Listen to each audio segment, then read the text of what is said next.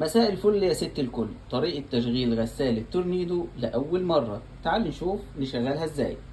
بسم الله. أول حاجة شوف الغسالة من جوه، ده شكلها، ده الباب، وده شكلها من جوه، الرف السفلي والرف العلوي. طيب بنعمل ايه لأول مرة؟ هنا نطلع الرف ده شوية لبره، أيوه كده. هنا يا ست الكل الملح، بيتحط الملح هنا، بتفك الملح بالشكل ده. طيب نعمل ايه؟ نجيب كيلو ملح وكل ربع لوحده، ومع كل ربع هتحطي كوباية مية، يعني 4/4 مع 4 كوبايات مية. تحط ربع كيلو ملح وبعدين كوباية المية وهكذا، 4/4 و4 كوبايات ملح، وبعدين تقفلي مكان الملح كويس ما تنسيش.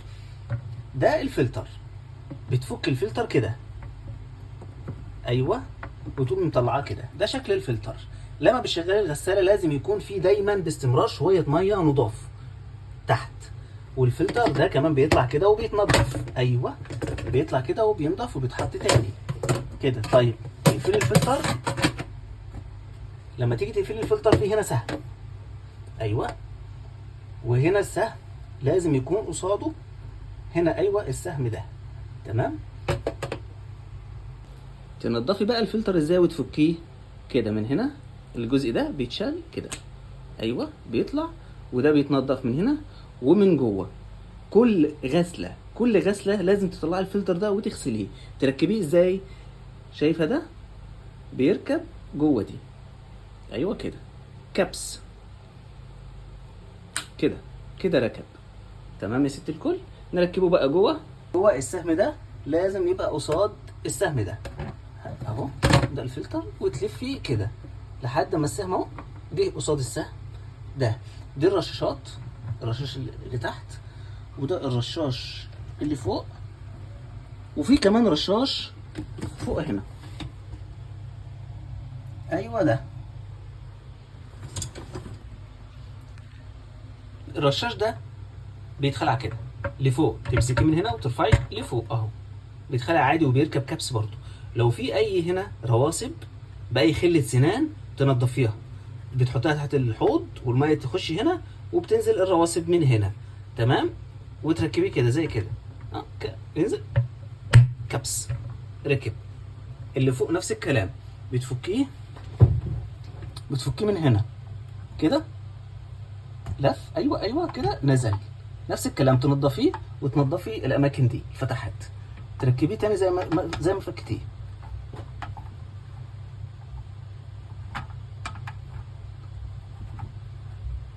زي ما فكتيه، ايوه، لف.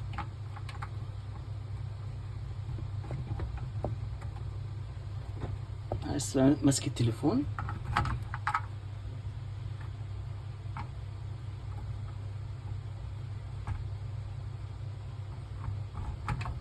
ايوه كده، ايوه كده، دي قصاد دي، بس كده. بقى الرف اللي احنا طلعناه ندخله، تمام، ده الرف. طيب تمام، دي للشوك والمعالق، حلو. وهنا دي نازله، اما بنيجي نحط اطباق هنا بنرفعها كده، تمام، ده عشان نحط الاطباق. طب لو عايزين حلل، لا بننيمها زي كده، بننيمها، ده برضو بيطلع وينزل. لو في حلل، لا بننيمها عشان هنحط الحلل فوق. دول ثابتين ما بينزلوش، دول ثابتين زي كده، بتحط فيهم الاطباق وهنا الحلل. ده الرف السفلي. نيجي بقى الرف العلوي. الرف العلوي ده يا ست الكل، دول بيطلعوا كده عادي، بيقفوا كده مفيش مشكله، وبينزلوا برضو كده. لو انت عايز تحط عليهم كوبايات، عايز تحط عليهم معالق، اي حاجه برضو براحتك. كوبايات مفيش مشكله. هنا ايه برضو، دول بيطلعوا وبينزلوا. هنا نفس الكلام، براحتك عايزه اهو، وبيثبتوا كمان ثابتين، بتنزليهم عادي جدا، مفيش اي مشكله. طيب هنا بقى في باب الغساله، ده مكان المسحوق، بتحط المسحوق هنا، وهنا مكان الملمع. بس ملحوظه يا ست الكل، قبل ما تحط المسحوق تاكدي ان ده ناشف تماما، ما فيهوش ولا نقطه، عشان لو فيه ميه او فيه نقط ميه المسحوق مش هيتسحب. تحط المسحوق هنا وتقفلي ده وتضغطي لتحت يقفل معاكي كده، تفتحيه زي كده. الملمع تفتح الملمع من هنا وتعبي الملمع هنا لحد ما يظهر معاكي انه اتملى من هنا، هيظهر معاكي الملمع، تعبي الملمع من هنا، يبقى ده الملمع وده المسحوق. والملح زي ما قلت لك تحت هنا. ننزل بقى نشوف، نقفل الغسالة ونشوف طريقة تشغيل الغسالة. أول حاجة هنحط الفيشة طبعا، أيوة، وهنشغل من هنا الباور، ضغطة طويلة سنة كده فتحت، أيوة. طبعا الرعشة دي ما تبقاش في الغسالة دي عشان الكاميرا عندي، كاميرا التليفون. يبقى ده الباور يا ست الكل، ده البرامج. تاني واحد ده اللي بيقلب البرامج، أيوة. يعني ضغط، احنا دلوقتي على برنامج ايكو، دلوقتي ضغطة كمان راح على برنامج ال50. انت عندك هنا 8 برامج، ده الباور، ده اللي بيقلب كل برنامج. رحنا هنا على برنامج الكاسات، وكل ما بتغير برنامج بيروح بيغير الساعة. يعني انا هغير برنامج اهو، غير الوقت، ساعتين ودقيقة، غير الوقت، تمام. يبقى ده للبرامج. طيب البرامج دي نشرح البرامج، تعالوا نشرح البرامج. تعالوا ناخد اول برنامج اللي هو ده. خلي بالك لما تختاري برنامج زي كده عشان تشغلي، بتروحي تعملي هنا تشغيل، هنا ده تشغيل. طيب اول برنامج ده ايه؟ اول برنامج ده 15 دقيقة. ده مش البرنامج اليومي اللي المفروض انت تشتغلي عليه، لا، ده برنامج بارد بس بيسخن المية في اخر دقيقة، ده برنامج خفيف. طيب نروح ده تاني برنامج اللي هو ده ال 14 دقيقة، ده مفيهوش مية سخنة خالص، ده يعتبر شطف او للفواكه اللي بيغسلوا فواكه، غسالة الاطباق بيتغسل فيها فواكه عادي. بعد ما غسلنا الخضار والفاكهة نروح البرنامج اللي بعده، ده مدته نص ساعة. البرنامج اللي بعده الايكو، ده 4 ساعات الا ربع، ده مدته طويل، بيوفر في المية والكهرباء بس مدته طويلة. ناخد اللي بعده برنامج ال50 دقيقة، ده يا ست الكل برنامج السوبر، ايوه هو ده برنامج اليومي اللي انت بتشتغلي عليه طول الوقت، ده احسن برنامج، مش طويل قوي، 50 دقيقة، درجة حرارة ممتازة، كل شيء ممتاز. بس في ملحوظة، لو انت بتستخدمي قرص، في ناس بتستخدم قرص، في ناس بتستخدم مسحوق. لو انا بستخدم، لو مسحوق عادي مفيش مشكله، ما انت مش محتاجه تعملي تغيير. طب لو مسحوق قرص، اقصد قرص، يبقى لازم تروحي تختاري قرص ده، دي علامه القرص. اجيبها ازاي بقى؟ بتروحي على ال3 نقط دول، ايوه ال3 نقط دول، تضربي ضربه، راح فعل القرص، تقومي عاطي علامه صح. بعد ما جبتي على القرص تقومي جايبه علامه صح، وبعد كده تعملي تشغيل. طب الخيارات التانية دي بتاعت ايه؟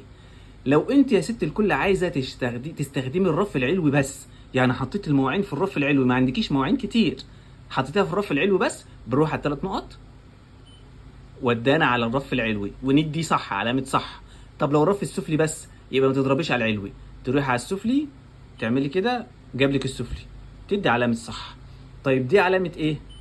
الببرونه دي علامه، دي تعقيم، الببرونه تعقيم زياده، انت عايزه تعقيم زياده اكتر من البرنامج ال50 دقيقه. طب تيجي اشوف لو اديتك علامه صح هيديك ايه؟ صح، زود لك عدد الساعات، خليهولك ساعتين عشان انت عايزه تعقيم زياده. شفتي لما بتدي علامه صح؟ وفي هنا شطف زياده، تجفيف زياده، الاتنين دول تجفيف وشطف زياده. تروحي ال3 نقط، راح لك هنا على التجفيف علامه صح، برضو شطف زياده، تروحي برضو علامه صح، وكل ده هيزود عليك الوقت يا ست الكل. ايه بقيه البرامج؟ نشوف بعد برنامج ال50 دقيقه، برنامج الكاسات والكريستال والزجاج اللي بتخاف انه يتكسر، بتخاف انه يتجرح، زجاج او كريستال، بتجيبي على البرنامج ده 2 إلى 10 دقايق. اللي بعده الشوك، المعالق، الحاجات الخفيفه، بتعمليها على البرنامج ده. اخر برنامج وهو اطول برنامج 3 ساعات و6 دقايق، ده برنامج بقى يا ست الكل للحلال والحاجات الصعب غسلها، بتعمليها على اخر برنامج ده، اطول، اللي هو اطول برنامج. يبقى انا لو هخرج بره البيت وعاوز اغسل بعد ساعه او بعد ساعتين، اعمل ايه؟ تروحي هنا يا ست الكل للتايمر، التايمر ده بتجيبيه كده، تضربي عليه، بيروح مثلا يديكي ساعه، او بيديكي بعد ساعتين، لا انا عايزه بعد 3، بعد 4، معاك لحد 24 ساعه، تبدلي زي ما انت عايزه اغسل بعد 7 ساعات، بعد 8 ساعات، وبعدين تروحي تدي تشغيل. تمام. او شوفي اجابه هنا، او بعد 8 ساعات اروح ادي تشغيل، تخرجي براحتك، وبعد 8 ساعات هتشتغل هي اوتوماتيك.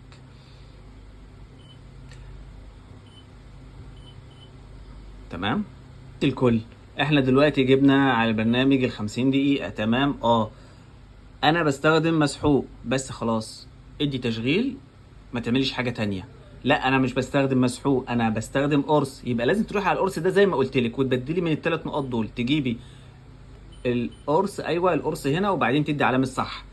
طيب القرص ده، هل القرص بيغنيكي عن الملح والملمع؟ لا، القرص بيغنيكي عن الملمع، لكن ضروري وجود الملح في الغسالة يا ست الكل. ما تقوليش ان القرص فيه خصائص الملح وخصائص الملمع، لا. اوكي، في خصائص الملمع، لكن لازم يكون موجود ملح في الغسالة. انا بشغل الغسالة وفي اطفال عندي، الاطفال ممكن تلعب في اي حاجة، توقف في الغسالة، تعمل مشكلة، تغير البرنامج. اعمل ايه؟ لوك الاطفال هنا، ده القفل، ده لوك الاطفال. بضغط عليها ضغطة مطولة، ضغطة طويلة. هتعد 3 2 1، جابت لك السي ال. كده لو اي حد هيضرب، انا بضرب اهو، بغير اهو، مفيش اي حاجه، مفيش اي استجابه اهو. يعني شوفي انا بقفل الباور مش هيقفل، بغير البرنامج ما بيغيرش، اي حاجه بيجيب لي السي ال. السي ال واقفه. بعد ما تخلصي دوره غسيلك، عايزه بقى تشتغلي على الغساله، تروحي تاني على علامه القفل وتضغطي ضغطه مطوله، ضغطه طويله. 3 2 1، راحت السي ال. كده راحت السي ال. يعني ايه؟ لو اغير البرنامج يغير معايا؟ بصي على الوقت، انا هغير اهو، غير البرنامج واشتغل عادي. ده لوك الاطفال. يا عم ميخا، احنا شغلنا برنامج مثلا، ولا انا مش عايز اغسل دلوقتي، او عاوز اطلع، او مش عاوز اكمل دورة الغسيل، اعمل ايه؟ بسيطة.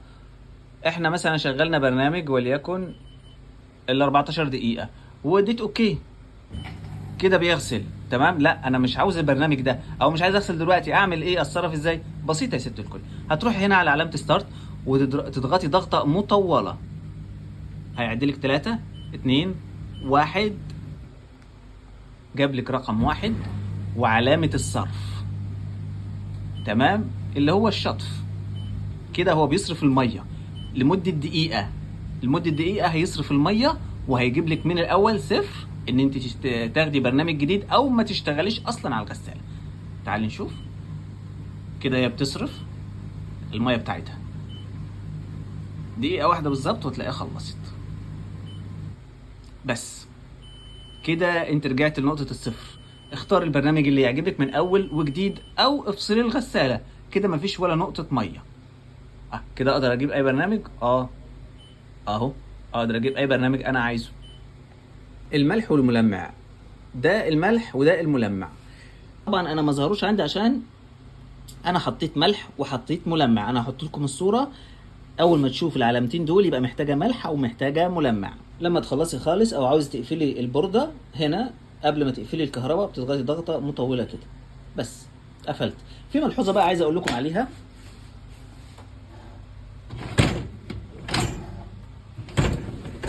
شبكة المعالق والشوك دي انت كبيرة، صراحة هي كبيرة، ممكن تستبدليها او تجيبي حاجة صغيرة، زي يعني مثلا حاجة صغيرة زي كده. دي المعالق والشوك، مش لازم تستخدمي اللي جاية معاها. او ممكن في حاجات بتبقى مخصوص للمعالق بتشتريها من عند اي محل، وتحط فيها المعالق والشوك علشان ما تاخدش عندك مساحة، تحطي مقدار اكبر من المواعين. لو عجبكم الفيديو، لايك وشير ومتابعة واشتراك على قناتي على اليوتيوب عصائر ميخا. يا رب أكون أفدتكم، يا رب تكونوا استفدتوا، وإن شاء الله أنا بعمل فيديوهات كتير، يا رب تنفعكم.